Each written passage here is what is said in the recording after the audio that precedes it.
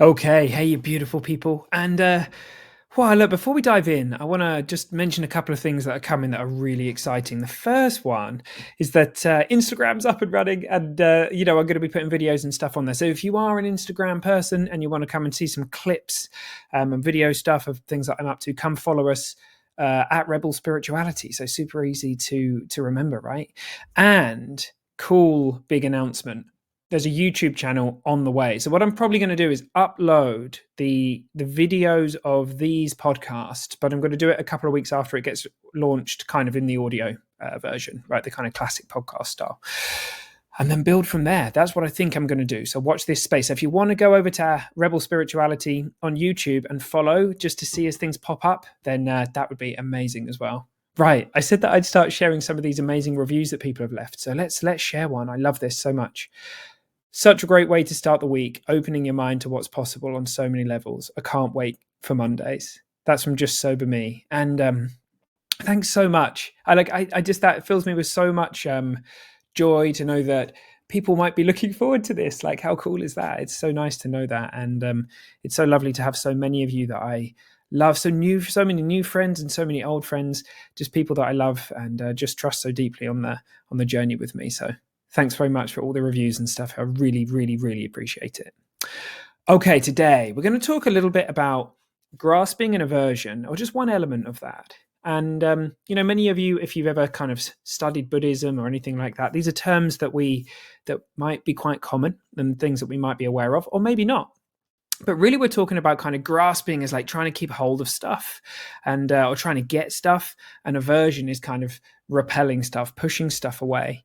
And I really want to frame this. I want to talk about feelings today, right? Because in both of these things that we're doing, we're fighting against essentially how the wisdom in the system works. Like when we're grasping onto things and trying to make things last forever and stay forever, we're innocently fighting against how it works, because nothing's permanent. Feelings are all transient. They self-resolve. They come and go. They change. They transmute. They alchemize, right? And when we're trying to push things away, we're kind of, again, we're not in flow, because we don't need to do that. Things have a natural flow. They'll find their way through. And in both of these modes of being, we're effectively trying to make the impermanent permanent, right? And we just can't do that. We can't do that. Nothing in the world of form is permanent. Everything comes and goes. Everything changes. If you look around you, if you look out into the cosmos, there's not a single thing that's standing still. Some things give the appearance of that, but even at the deepest level, that these things are vibrating and moving and changing. And sure, we're on this planet for 100 years if we're lucky.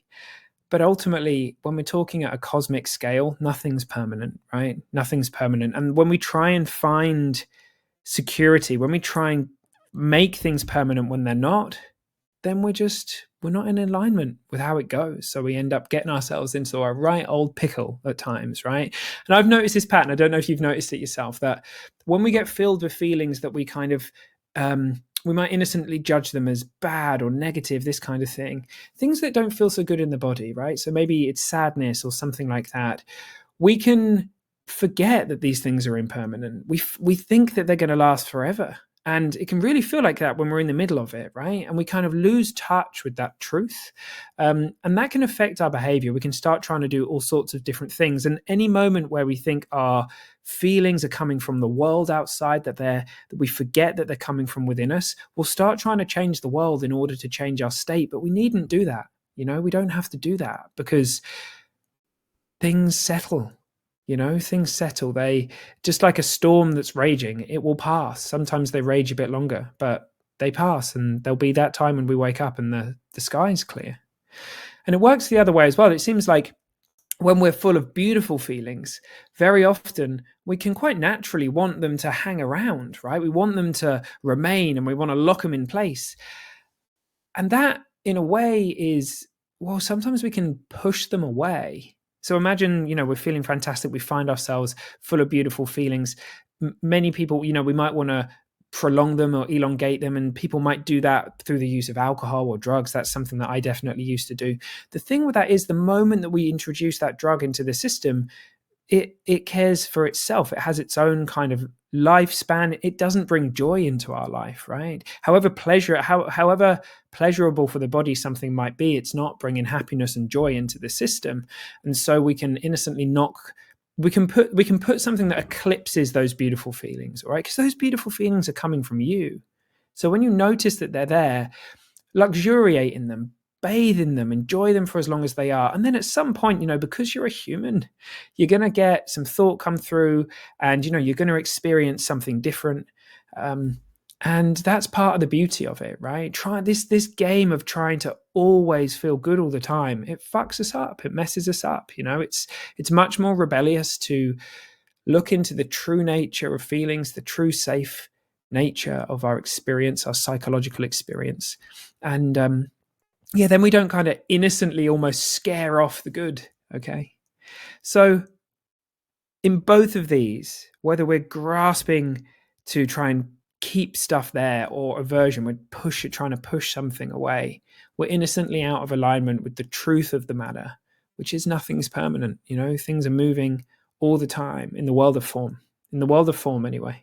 And deepening our understanding to this is the answer, not getting better and better at tools to try and make ourselves feel better all the time, or that kind of stuff. That can turn us into someone who's just chasing good feelings, and that doesn't end well. I know that experience true for myself. Ultimately, the only thing that's permanent, right, is the formless, is the spiritual, because it doesn't exist in the way that things do in the world of form. So that's the space where we're going to gain access to these beautiful parts of life. That's the thing that we can rely on in a way that we're never going to be able to rely on things that are in the world of form. All right, team. I think that's me. I'm super excited to see some of you over on the Instagram account and all that kind of stuff. And I hope you're having a truly amazing week. And I always love it when you reach out and let me know what's what. So please feel free to do that. All right, team.